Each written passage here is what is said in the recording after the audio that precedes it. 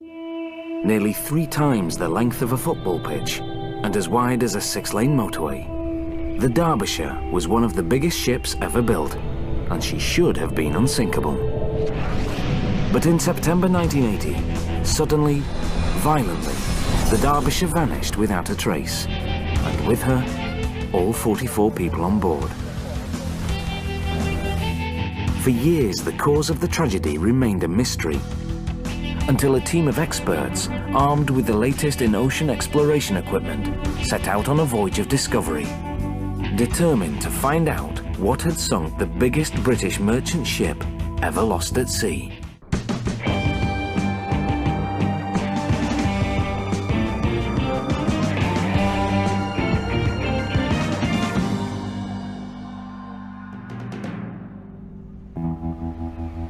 The 11th of July 1980, Sept-Îles, Quebec. The conveyor belts had been running night and day for 36 hours, feeding the cavernous belly of the Derbyshire. She was one of the newest and largest ships in the British Merchant Marine Fleet. 21 stories from the engine room to the top of the bridge, 300 meters long. So vast, the captain needed binoculars to see what was happening on the bow.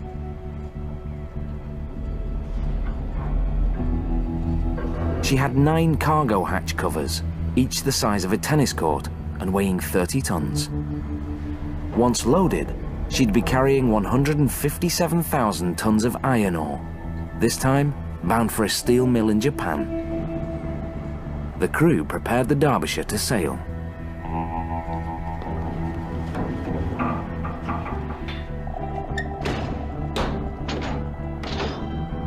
For the 42 crewmen and 2 wives on board, this would be home for the next 2 months. Peter Lambert of Liverpool had been crewing bulk carriers for 2 years. He first went to sea at the age of 17. He could not have known that this would be his last voyage.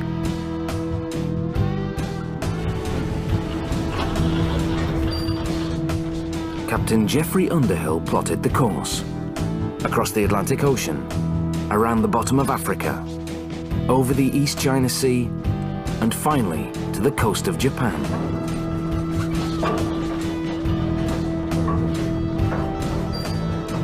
But they would never reach their destination. The voyage would end in one of the most mysterious disasters in seafaring history. The 6th of September 1980. After 2 uneventful months at sea, the Derbyshire and her crew were just a few days from safe harbor in Japan. But the weather suddenly took a turn for the worse. A storm warning came in from Tokyo. An ugly weather system was developing to the south, and it showed all the signs of turning into a typhoon.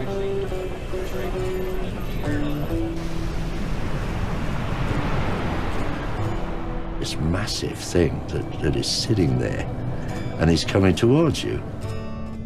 Robin Williams was one of the key investigators who would help unravel the mystery of what happened to the Derbyshire. Typhoons are monster weather systems, 500 miles across. It doesn't creep up on you in the dead of night. It's not like that. It's there on the horizon, and you know it's there. 21 hours later, just after midnight, the tropical storm had just been upgraded and was given a name, Typhoon Orchid. It was headed straight for the Derbyshire. More than 300 kilometers from the center of the storm, the massive ship was outside the danger zone, but not far enough to escape the ferocious winds and seas. What's it like to be that close to a typhoon? You get spume coming off the swell tops, you get horizontal rain. Nigel Malpas, former chief officer of the Derbyshire and perhaps the luckiest man alive. He was supposed to have been there with his crewmates on the Derbyshire's last fatal voyage. By a quirk of fate, the orders never reached him. But just a year before, Malpas had sailed her on the same route. Through the seas, sailors called Typhoon Alley. We would see green water coming over the forward end, running down the deck, going over the side, draining away. We would see spray coming up and probably hitting the bridge fronts here. Inside, Peter Lambert and his 43 crewmates did the only thing they could: wait it out. But the Derbyshire was so huge that even in the roughest seas, the crew barely felt her moving. There is a great sense on a big ship like that where you feel cocooned in some way. You are protected from the elements by being inside. You have this overwhelming feeling that this is the centre of the universe at times. The 8th of September. By then, the storm was so intense, visibility had dropped to 0. Captain Underhill was relying on the shore authorities to advise him on the course of the typhoon. But the weather updates from Tokyo and Guam weren't much help. Each had Orchid in a different position and moving in a different direction. Most typhoons follow a predictable course and blow over in 6 hours or so, but not Orchid. This typhoon was moving erratically, sometimes doubling back on itself. And worse, it hadn't let up in 36 hours. For the first time, everyone on board could feel the ship start to pitch.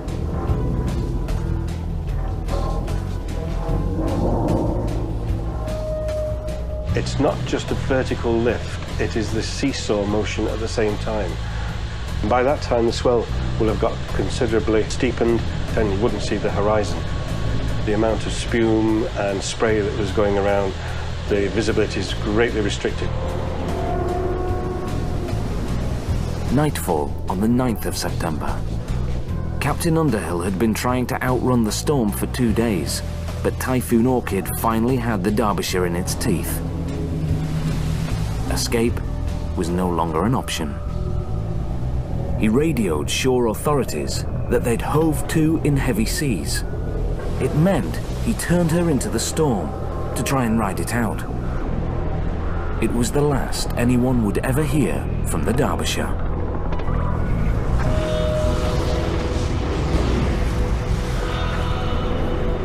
Sometime in the next few hours, the Derbyshire disappeared. I have to say they were all my friends. My mind goes a blank when I try to visualise what it must have been like those last few minutes. Whatever happened, it was fast and ferocious, and left the Derbyshire 4,000 metres down, a shipwreck on the ocean floor.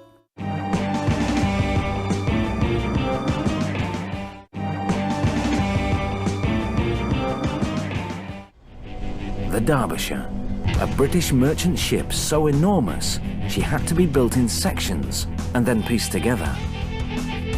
Sometime during the night of the 9th of September 1980, she sank in a violent typhoon off the southeast coast of Japan. No mayday was ever heard. In Liverpool, families of the crew learned there'd been trouble at sea. But when Peter Lambert's brother got the news, he still had hope that the Derbyshire and her crew would be found safe. Well, the phone call was that they'd lost contact with the Derbyshire. She'd been in rough seas, the mast had probably been broken, they can't radio out, and everything will be okay. But 4 days after that phone call, there was still no sign of the Derbyshire.